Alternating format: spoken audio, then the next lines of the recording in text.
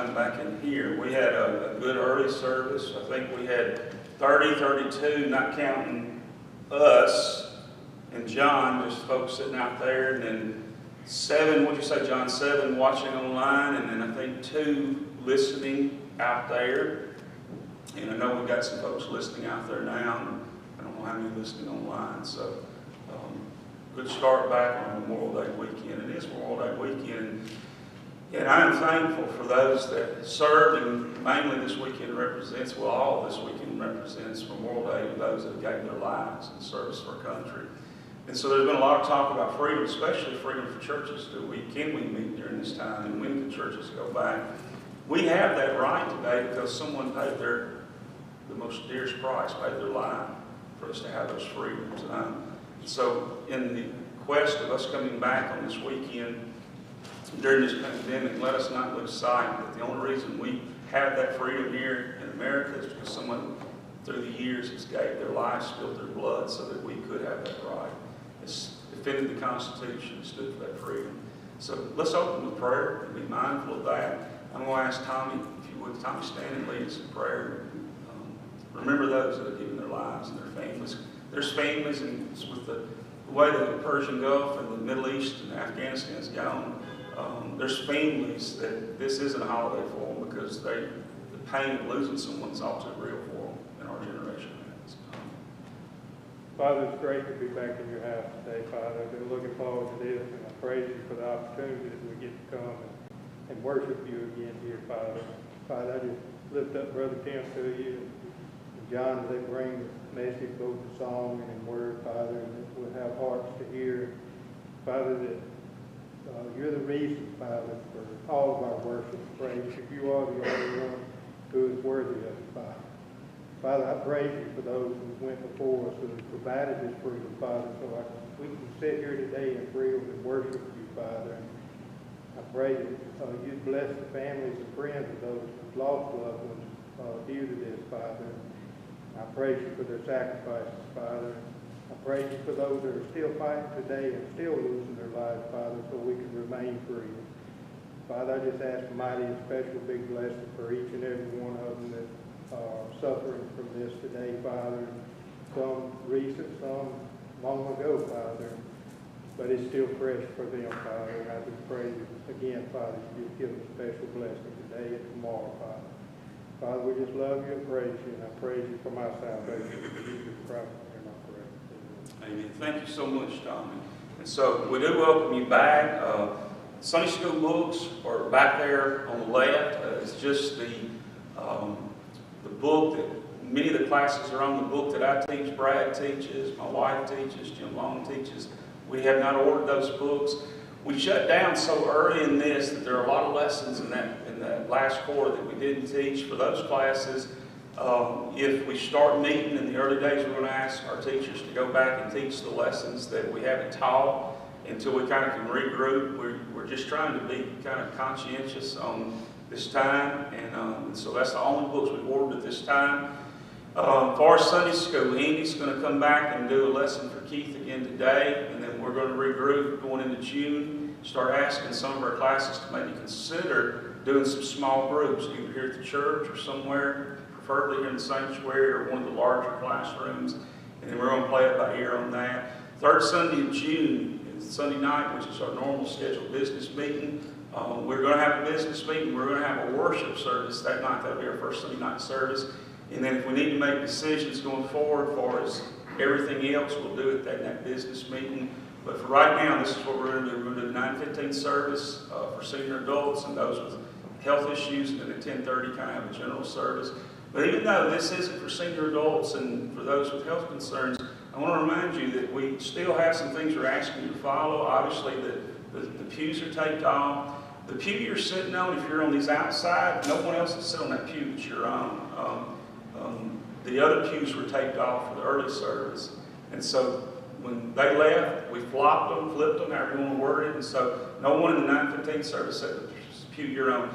The middle, we couldn't do that because of cords and equipment. But every pew's been wiped down and cleaned since the 9:15 service, whether you're in the middle or on the outside. We are asking you to try to sit with your family units can still maintain some social distance and not just, run around and go crazy. And so you may think it's a hoax and that there's nothing to this, but keep in mind there's other folks in the church that don't maybe have a total different opinion. We want to be respectful of everybody. We've still got folks that aren't ready to come back to worship. That's why there were folks listening on the FM. That's why there were folks still watching online. And we do have a lot of senior adults. We had more senior adults than we've got here for this service. And so we're going to be mindful of that, and we're going to be advocate for that. And so we're going to ask you to kind of go by these guidelines and be a church and be supportive of that. And so I do want to thank again our deacons.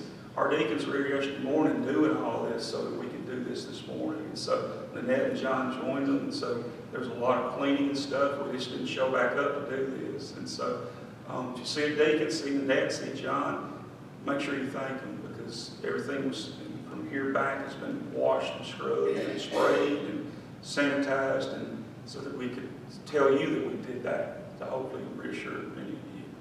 And so those are just kind of the round robin things I can think of. Okay, the other thing, I'll be preaching 2 separate sermons probably for most Sundays. The sermon I'm preaching for y'all is not what I preached for the first service. And so both of these will be, you can go to the link on Facebook, go to YouTube. And so go back tonight or whenever today and watch that other service to give you 2 sermons if you've been watching Sunday night services. And they're going to do the same for this. In the event that I preach the same sermon in both services, John and me have agreed that we'll come back and do a recording for Sunday night. In other words, you won't get just one sermon Sunday. You'll have 2 sermons, just like we were doing Sunday morning, Sunday nights. For Wednesday night, we're setting a target for everyone for a couple of weeks away, and hopefully for our Wednesday night adults, we'll be meeting out here for a little while. We'll keep you informed through Facebook on all that. Any questions? All this subject to change because things change daily, but we're going to try to do as much as we can and look at it and reevaluate. All right, let's sing. And you don't have hymnals, but you can, if you got really good eyes, you can look at this monitor right here, or hum. That's what I do a lot of times. Come on, Tom. You don't do a bad job, almost didn't. Oh, and yeah, Sharon's got a big yard and we can social distance, and she's cooked lunch if y'all want to. I'm thinking about busting her part later today. I almost didn't recognize you.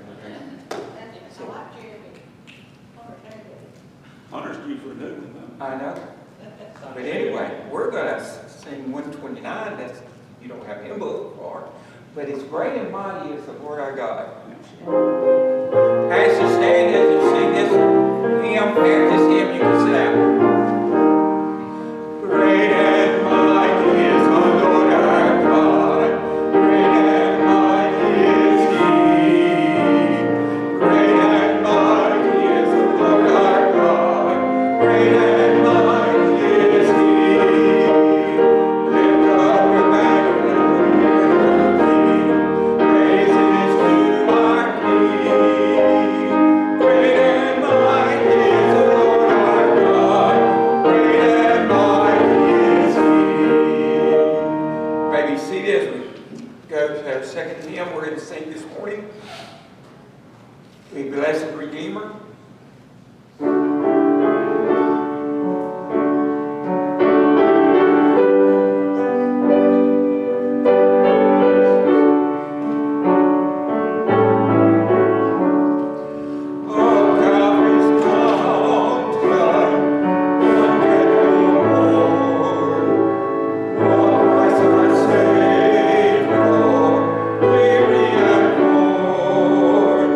Praising for sin.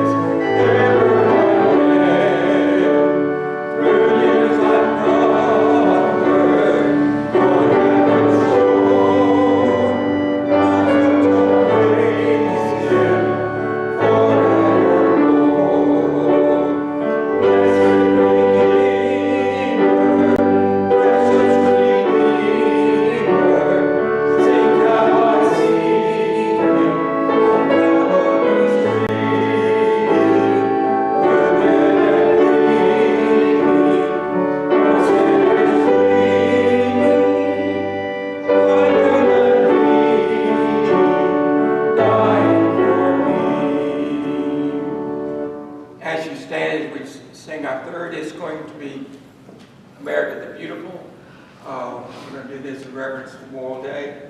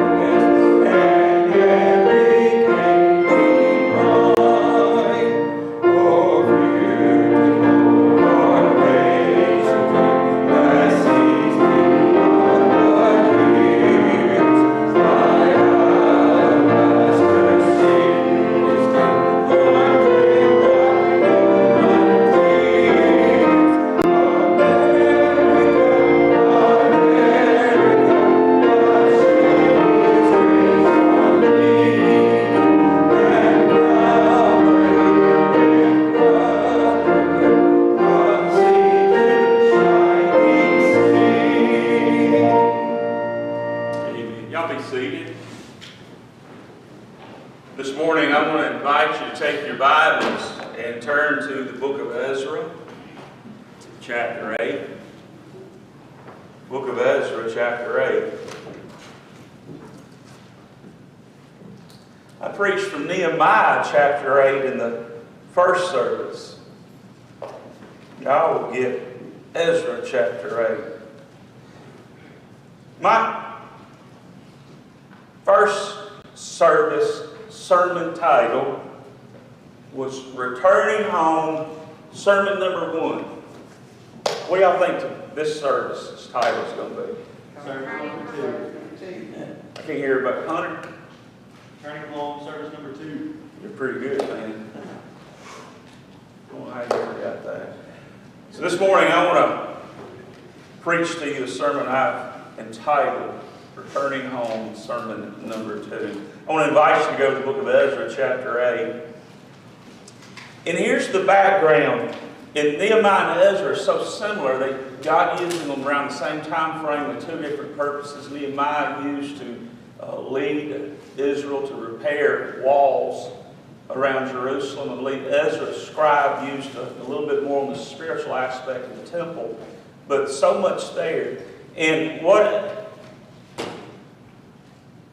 Ezra gives us is a little bit more context. If we go back to verse 1, it says, "These are the heads of their fathers' houses, and this is the genealogy of those who went up with me from Babylon in the reign of King Artaxerxes." So we're even given a little bit of information about kings. Israel has been captive. They have been in captivity for many, many, many years, and now there is the opportunity and time to go home, and Ezra is preparing to lead a group. This morning, we fast forward and looked at a service after they got there, with Ezra and Nehemiah leading in that. In this sermon, we're going to look earlier than that, and we're going to actually look at the preparation of going home. And so this morning, I want to remind us on this unique service, and this is our Brewer, and I long for the day that we all come under one roof, one service as a family. Oh, by the way, I forgot. I got to do something first. Y'all reach out and do the same thing. Do this. That's from Diane Dye. She said she loves y'all. And she's probably watching, and I'd be in bad trouble if I didn't do that. So anyway, she wanted me to make sure y'all knew she hugs you and she loves you. So that was from Diane Dye. So I did that, Diane, okay? So I'm not in trouble. But I long for that. I long for that opportunity to return under one roof, one group, one family. And so this is the first stage of that as we prepare to return home. Last Sunday in the parking lot service, I preached on the difference between house and home. I believe the bricks, the mortar, the shingles is the house. I believe Brewer Baptist, the family of God's the home. And so I don't want to mix this up and using that, because when I talk about preparing, I'm not talking about preparing the house. I want us to talk about preparing to come home, the family of God. And so that's the backdrop. And so in verse 15, now I being Ezra, gathered them, and I believe this is the people of Israel, specifically leadership of Israel, by the river that flows to Ahava, and we camped there 3 days. And I looked among the people and the priest, and I found none of the sons of Levi there. And so they're heading home, they're getting ready to go home, they're getting there. They've camped 3 days by the river. He looks among them, and he realizes there's no Levites there. So that's the backdrop. This week I was reading a story, and the story took place in years, in my time frame, some of yours. Some of these over here, Jeremy Malley, would be their time frame, probably not these college guys. I'd have to go back and check dates. I've been little, probably don't remember as much. But it was during the days of, with me, it says my days at Blue Mountain. When was you born, Hunter? 99. Oh, never mind, I'm too old. All right, so it was during my days at Blue Mountain, and I was thinking about and looking at this as the Soviet Union collapsed. And prior to that collapse, many of you remember and have the impression that we had of what old Russia was like. This story takes us back to those days. And there was a guy, a man, family man, who was a Christian. He did evangelism. He got captured by those Soviet guard for his faith. He got sent away. And they took the wife of this man. And they took her in for questioning. The children were at home, but she had a small baby, small, younger than Evie, but hale baby, even. And so the guards gave the mama this ultimatum: renounce Christ, or we kill your children. Now, parents, especially mamas, I want you to kind of chew on that for a minute. Renounce Christ, or we will kill your children. Now, she had sons and daughters at home. She had this baby in her arms right there. It was an interrogation room, dark, cold, with one single table in the middle. The soldiers walked out, closed the door. The mom, brokenhearted, thought of it. She realized, I cannot renounce my Savior. And she took that baby, and she placed that baby on the table and wept, because she was basically saying to those soldiers, here's my child, I cannot renounce Jesus. Soldiers came back in, picked that baby up, and walked out, and that mama wept bitterly. They sent her on to prison. And the whole time she was in prison, she believed with all her heart her children were executed. Ultimately, many of my generation and older know that the Soviet Union ran into issues and things changed. This woman was freed, and she went, the only thing she knew, she didn't know if her husband was still alive. The only thing she knew to do was prepare to go home. So she went back to her village, and as she got close to what was her home, now a little girl, not a baby, a little girl run out. and hug this woman. It was that baby she left on that table. They did not kill that baby. They did not kill her children. They just give the impression they were. And this woman had been faithful to God, faithful to her Savior. And it was as if now as she came home, God showed her the blessing of her faithfulness to stay true to Him. Church, this morning, as we are preparing to come home, our last 7-8 weeks, it's not been like brothers and sisters have faced in other parts of the world through history. But I believe with all my heart, if we're willing to put God first and stay faithful, I believe God blesses those who put Him always first. I believe Ezra sets the stage for that even as far back as the Old Testament. And I believe he gives us some lessons as we prepare to come back in these unusual times, to come home, to come to worship, to come back to as a family of God. I believe he gives us some things on how we too can prepare for that same commitment. And so this morning I want to share with you some of those things that I believe Ezra teaches us as he prepared to go home. The first thing that I believe Ezra shows us is I believe he shares a steadfast commitment on keeping the things of God close. Go back to verse 15. At 15, it tells us that Ezra has gathered them by the river. He wants to get home. Now, can you imagine? It's been years since he's been home. We've went 7 or 8 weeks since we've been inside the doors of the church. And Diane, she had a hard time containing herself. She wanted to hug. She wanted to run around and hug everybody. We said, "Can't do it, Diane." And she went and sat down and she squirmed the whole service, but she contained herself. But can you imagine 70 plus years not being able to be at God's house after what we've experienced the last few weeks? It's unbelievable what Israel must have faced. Thinking about getting to go home to Jerusalem. But they knew the temple was gone, God's house. What they saw as God's house was gone, had been destroyed. Still getting to go home, and they were preparing. But Ezra looked around, and he realized the sons of Levi, there were none there. And Ezra made a decision: we will not take a step further until this is resolved. Simply, Ezra made a commitment of keeping the things of God close. He would not go forward until this was done.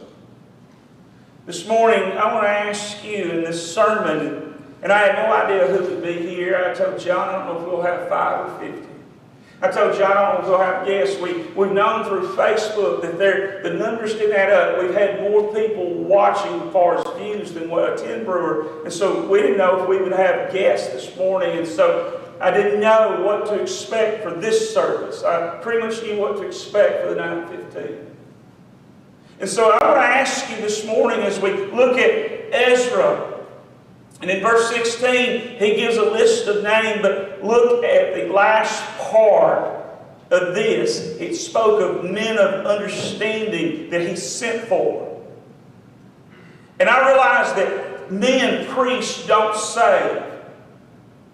And I'll go to my grave telling you that there's not a pastor that can save you, there's not a priest that can save you, there's not a church that can save you, there's not a baptistry that can save you. But I want you to understand that the Levites, the priesthood, I do believe they represented a picture. Because with the priestly system of Israel, they did a couple of things. They administered the sacrifice.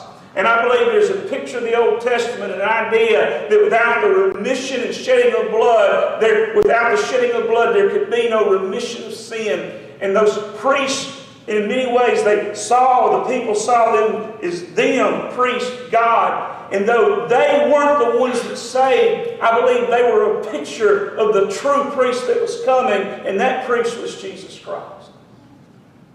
And so though the priest couldn't save, I believe that the priestly body was a picture of our great high priest, Jesus. And Ezra was saying that I can't go forward without the Levites. And so I believe this is an Old Testament picture for us today. That as we prepare to go home, we have to say within ourselves, I won't take a step forward unless Jesus is with me. Now that's what this is saying.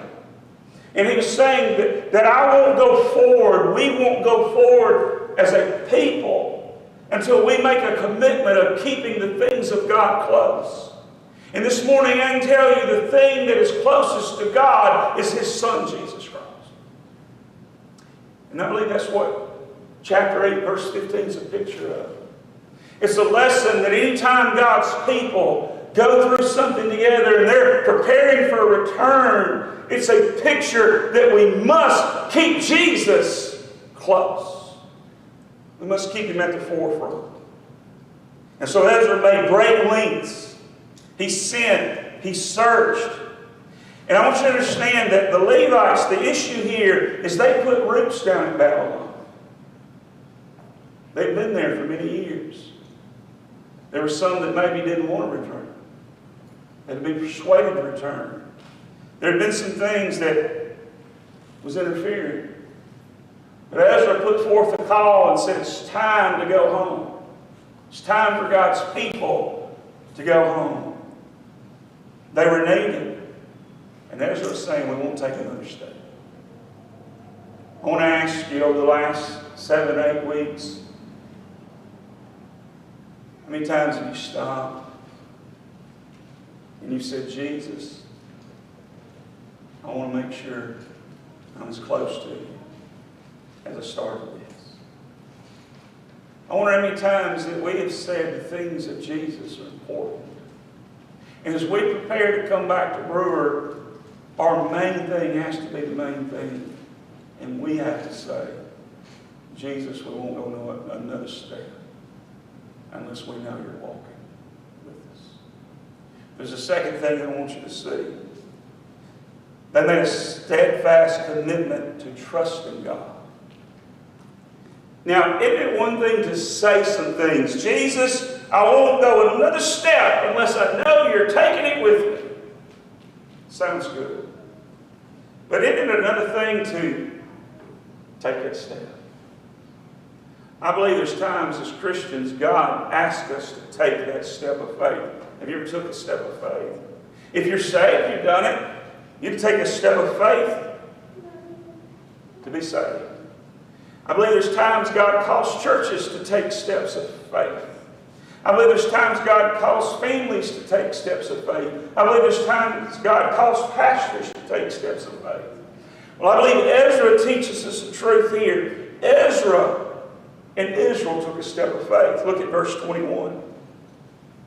In verse 21, he says, Then I proclaimed a fast there at the river of Ava, that we might humble ourselves before our God, to seek from Him the right way for us and our little ones and all our possessions. Now that sounds pretty good. He said, we're going to fast, we're going to pray, and we're going to seek before God the right way for us.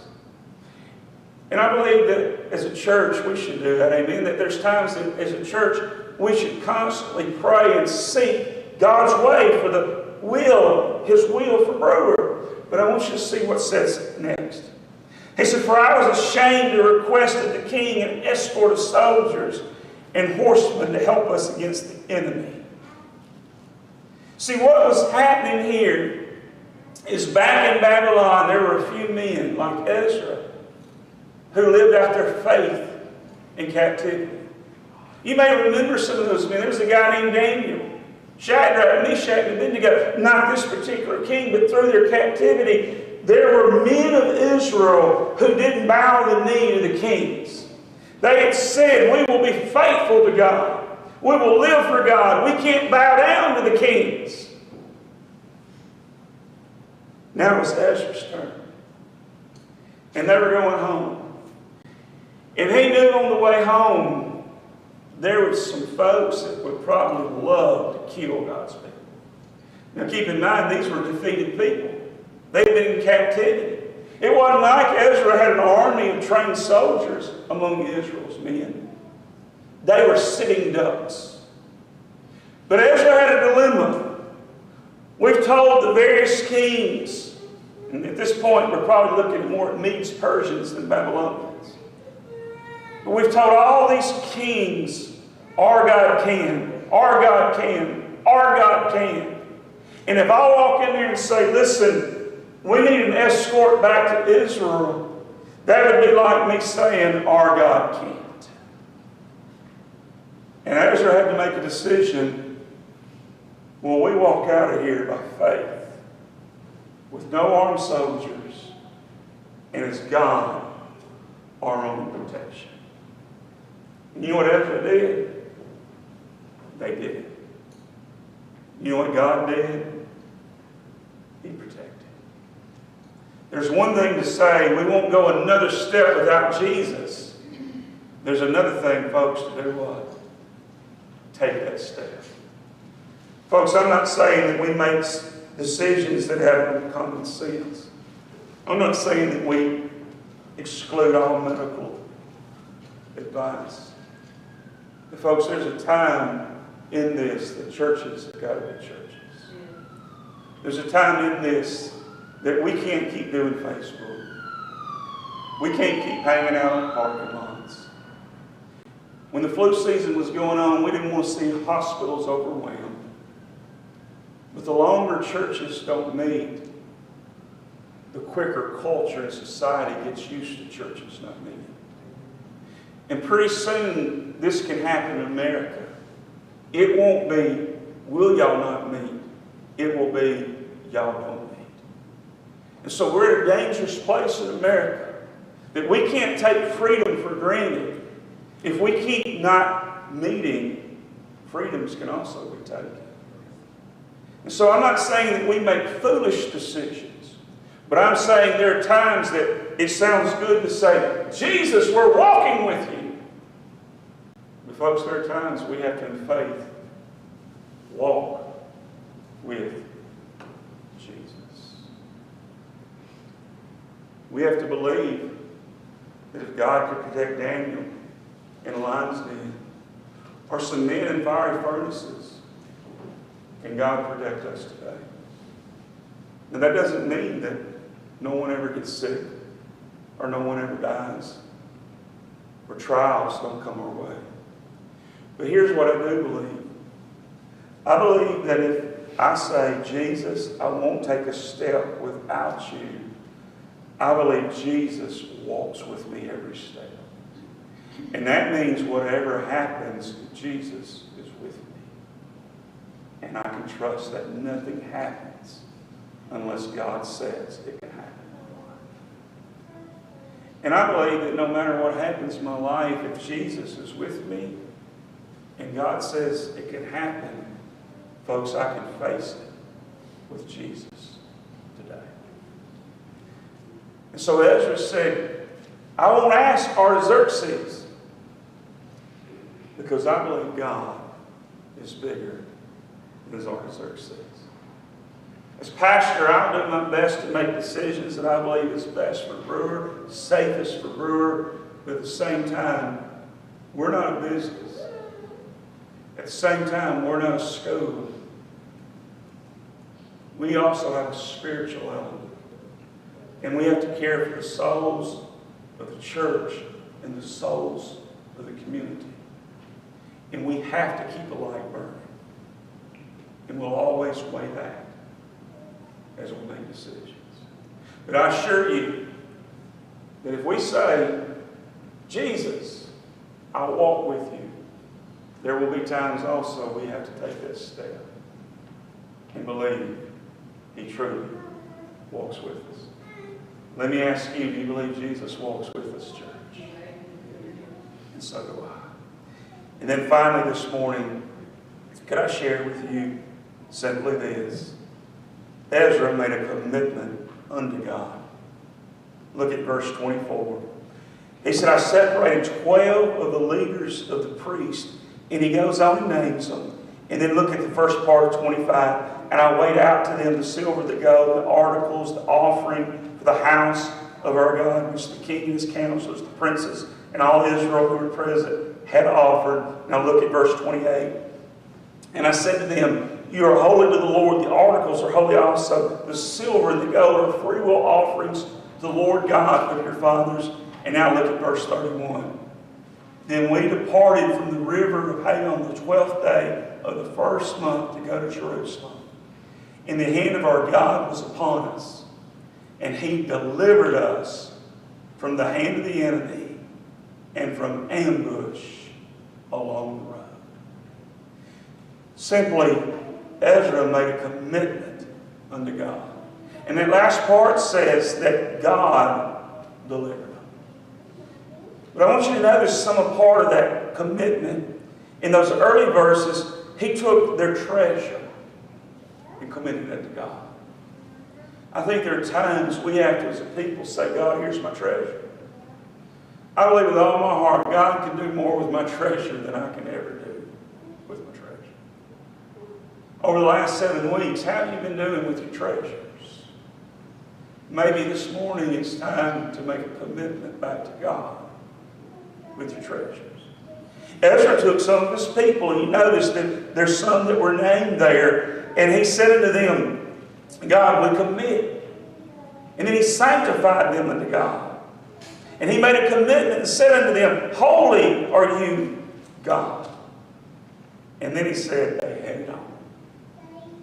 And so simply this morning, I want to ask you, have you took that step toward home?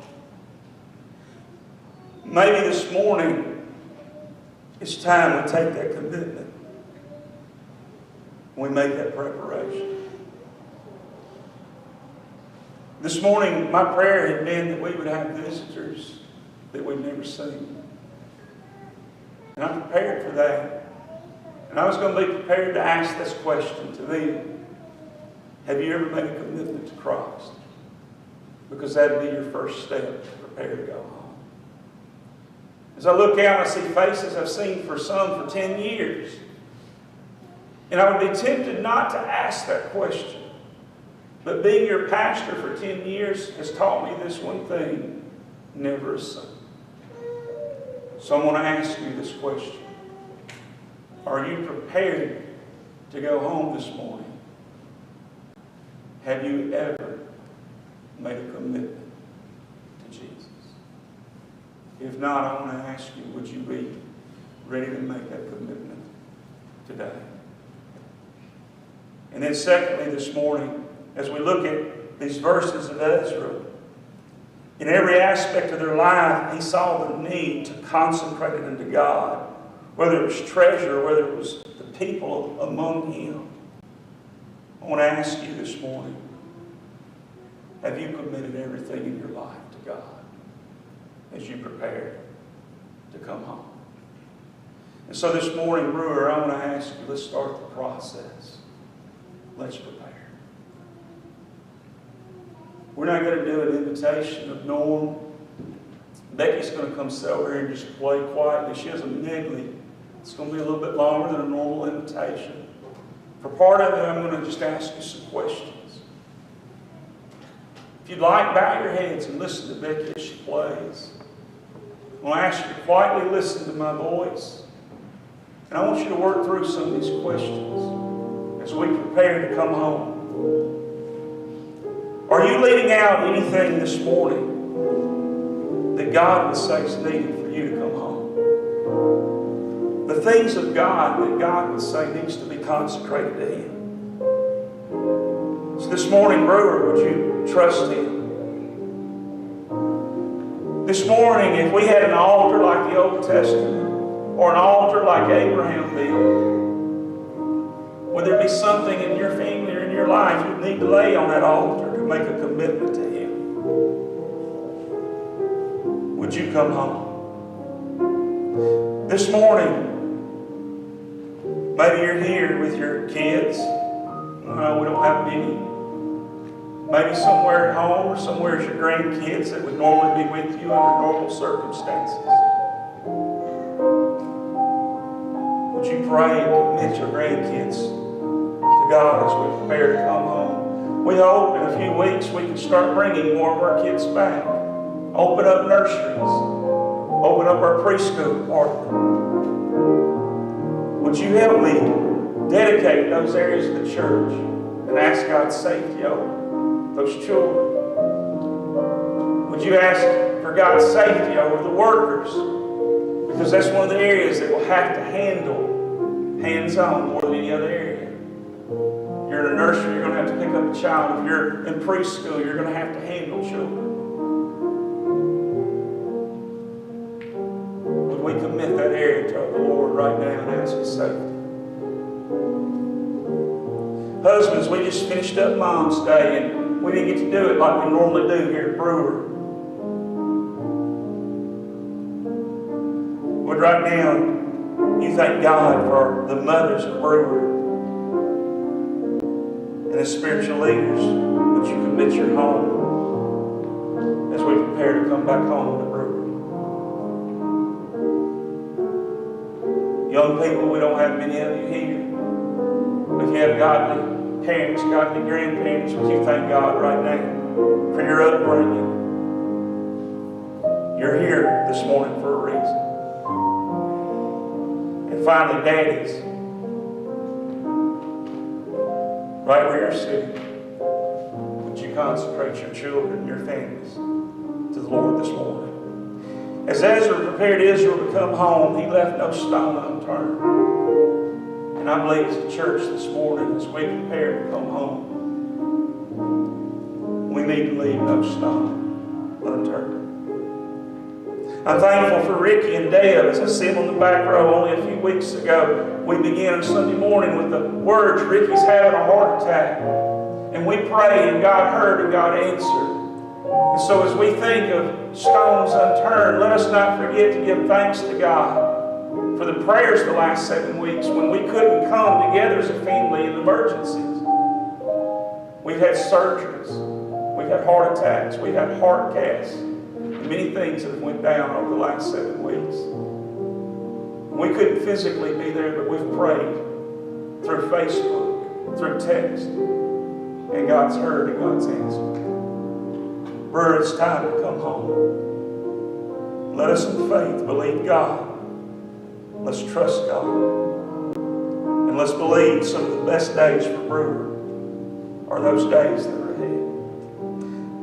I simply close this morning asking you to quietly pray where you're sitting. Listen to Becky, and I'm thankful for her and John for coming back weeks ago to help me on the parking lot. You listen to Becky as she finishes up. And when she does, I want to ask you to stand where you're at, and we'll dismiss the prayer.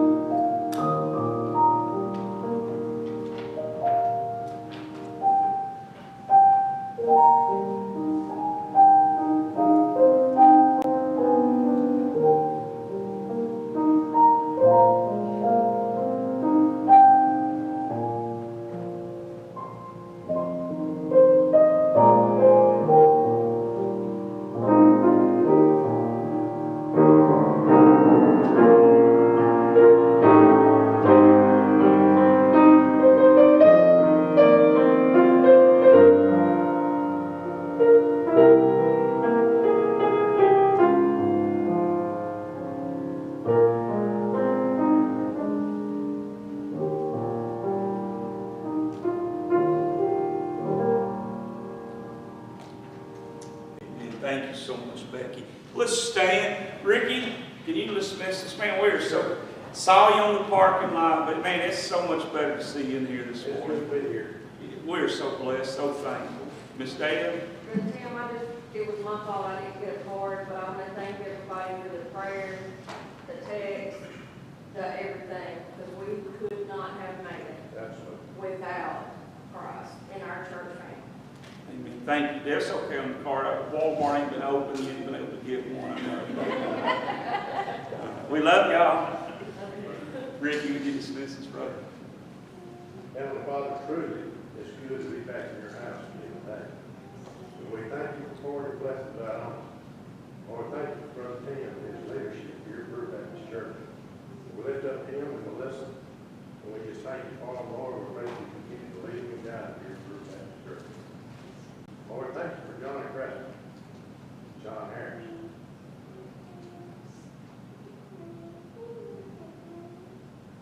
Jeremy, Mallory, we thank you. We just thank you for loving us and being so good to us. Thank you for the prayer warriors. The Brewer Baptist Church. Lord, we love you, we praise you. Lord, we thank you that we've got a president that declares church is essential. Amen. God, please. We pray that you continue to lead us and guide us.